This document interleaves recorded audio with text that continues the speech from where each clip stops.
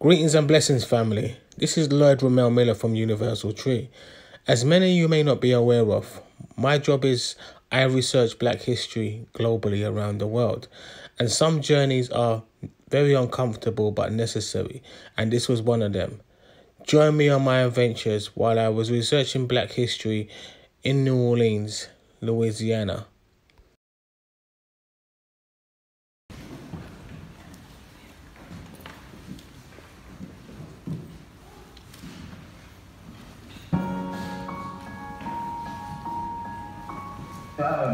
Really only in Africa, the white folks stayed in the north part of Africa, and they would have sold the currency in the south part of Africa. They put you up on a block and did you off. They had trees, wooden trees, dug out trees about that long, and all of them, would get around that tree with spoon, sit you like you worship soup or something like that. All them children get around there and just it made just like a whole truck, In 1855, a man named John Little, who had escaped slavery and fled to Canada, was reported to have said, "'Tisn't he who has stood and looked on that can tell you what slavery is. 'Tis he who has endured." Only those who endured slavery can answer the question, what does it feel like to be someone else's property? The opportunity to learn from thousands of people who had endured slavery in the United States was almost lost. My most immediate concern is in carrying out the purposes of the great work program just enacted by the Congress.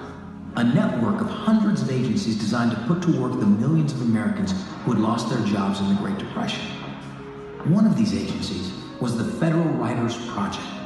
It employed writers, editors, historians, and researchers, more than 6,600 in number. Led by noted folklorist John Lomax, the Federal Writers Project was sent across the country to record the histories and experiences of everyday Americans.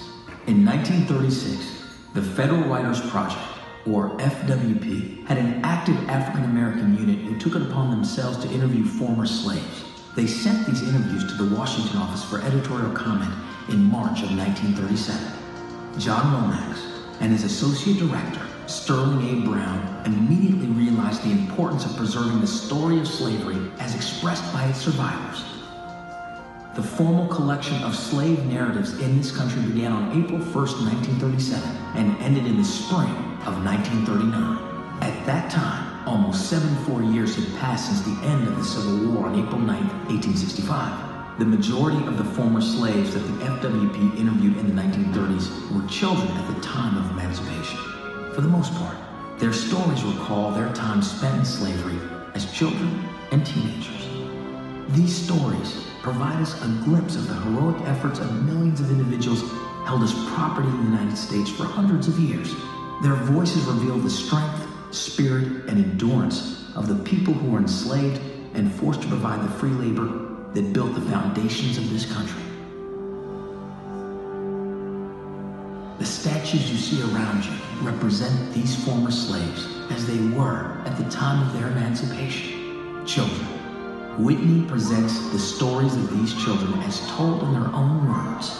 Read them on the Wall of Honor, which records the names of 354 enslaved individuals held in bondage on this very property.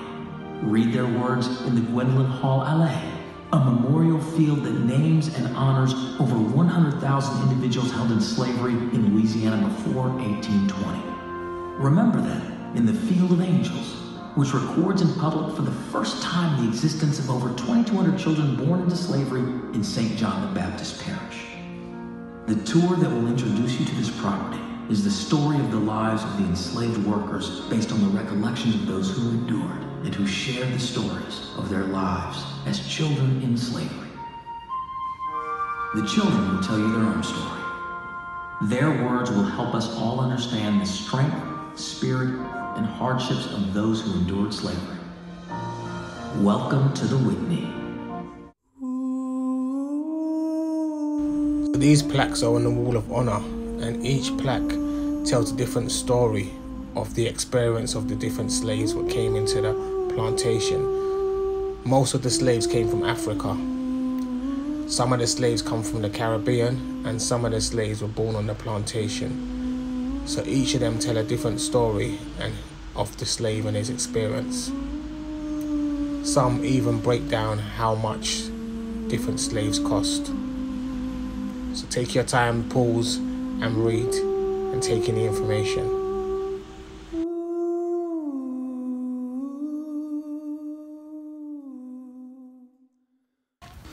This bell was the clock on the plantation, so when people heard it ring, they knew what time it was. It also pays homage to the slaves what died on the plantation.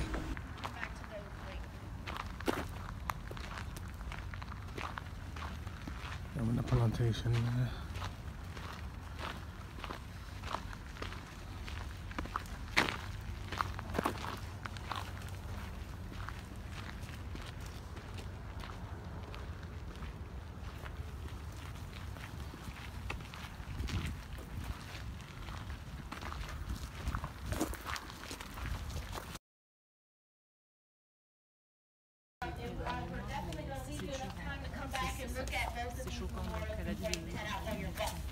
We're going to head towards the slave cabins now.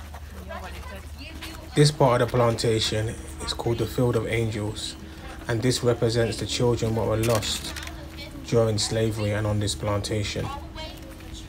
But this statue basically represents an angel coming down to the plantation to take the child away to heaven. As you can see, these are the moments of the people that died during slavery. She said that most of the people that came here came from the West Indies. So they came from the West Indies first and they were shipped off over here. That was called the international slave trade, and then it stopped in 1807. Slavery still continued here, but not coming from Africa, because they already had enough slaves here already.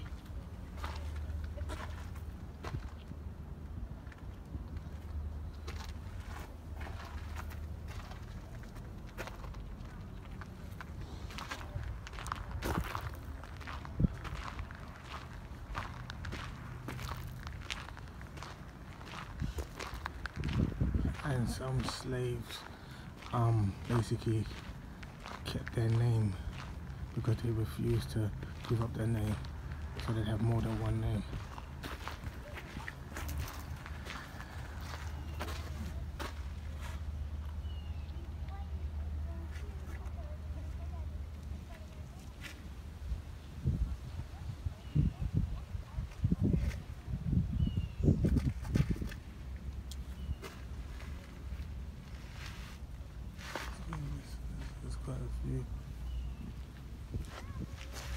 So these are original slave cabins, and they go back to the 19th century, the beginning of the 19th century.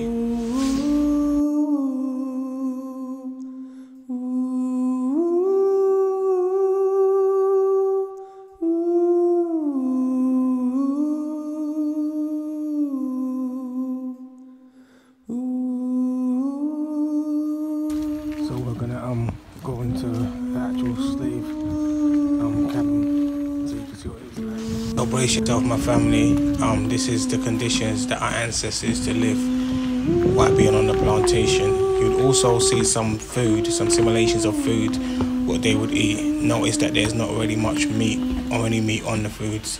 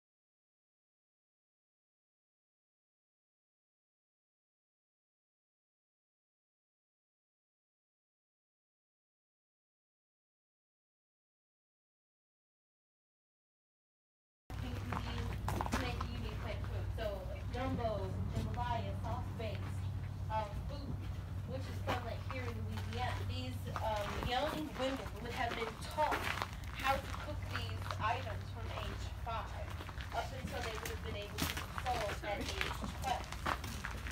And so the cook not being able, that way you'll have it.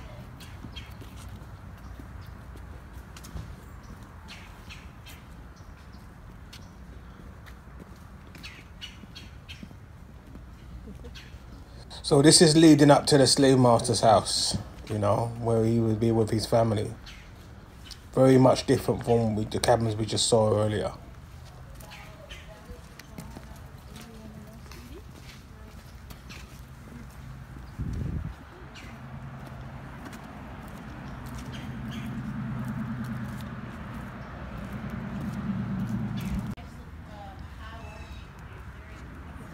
This is a big house.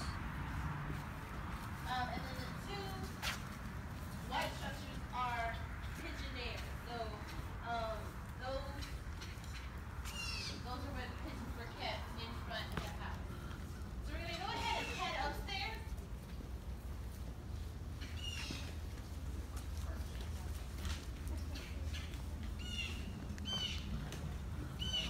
Yes. To cook them and eat them as the squab. Yeah. Alright, so just a reminder, people, please do not use flash photography up here. This artwork that we have on the outside, inside of the house, the back side is all original. This was painted by an Italian artist named Dominic Canova. They worked around 1850. On the front side of the house.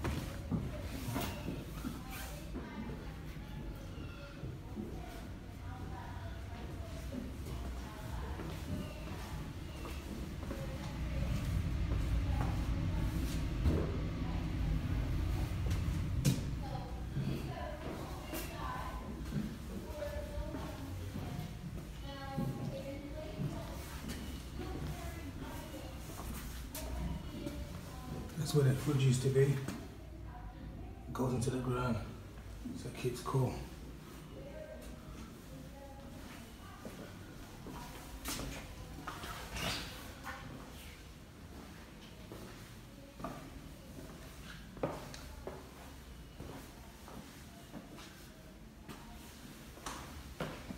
I'm going to catch up the rest of the tour.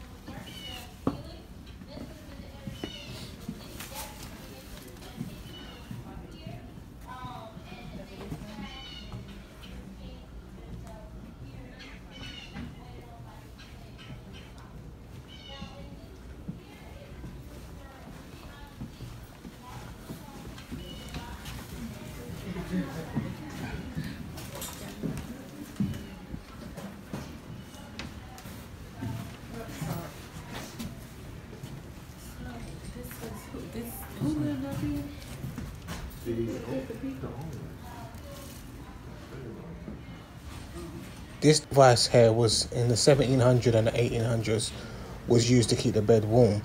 Hot ashes from the fireplace would be put inside and it'd be rubbed against the bed sheets. Slaves would use it to keep their masters' beds warm. Also, what they would do as well was put young children in the bed and rest their feet on top of them to keep it warm. And regulate the smell of their those children. They have to be sold with their mother, it doesn't have to be made. And so a young child is considered under the age of 10. You could sell someone 11 and older independently, and they were considered an adult. So when we talk about field slaves from the age they start going into the field, they were born. On the 8th or the 10th of January 1811, 500 slaves, the biggest slave revolt in US history, marched from St. Charles and St. John's Parish to New Orleans, killing 2 white men. In the result of that, they were hunted down by angry mobs and executed. Not all of them, some of them got away, but 63 of them was beheaded. This is a replication to remember about the rebellious slaves. This statue represents freedom. This sculpture represents the many slaves that died on the Middle Passage, the journey from Africa to the Americas, but never quite made it and drowned on the way there, caught in the vortex. Greetings and blessings, kings and queens, brothers and sisters. Many ask me the question, why do we still talk about slavery? I would say it's an uncomfortable truth, but we must never forget the people who have died and fought for us to be where we are. I am proud of my ancestors, because they wasn't strong and the warriors that they were, we would not be here today. So I honor them and I remember who they are. Thank you. I did it all on my own.